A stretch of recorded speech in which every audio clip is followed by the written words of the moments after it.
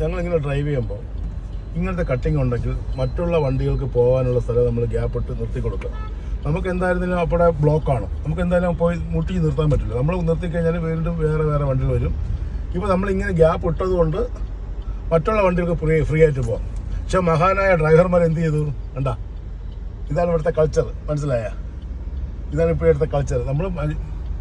എനിക്ക് ഈ വണ്ടികളെല്ലാം പോകുമായിരുന്നു, പക്ഷേ ഈ 2 വണ്ടികൾ കാരണം പോകാൻ പറ്റിയില്ല. കണ്ടാ, ഈ വണ്ടിക്കൊക്കെ ഇങ്ങോട്ട് വരേണ്ട വണ്ടികളാണ്, പക്ഷേ ഒരു വണ്ടിക്ക് റൈറ്റോട് തിരിയാനുള്ള വണ്ടികളാണ്.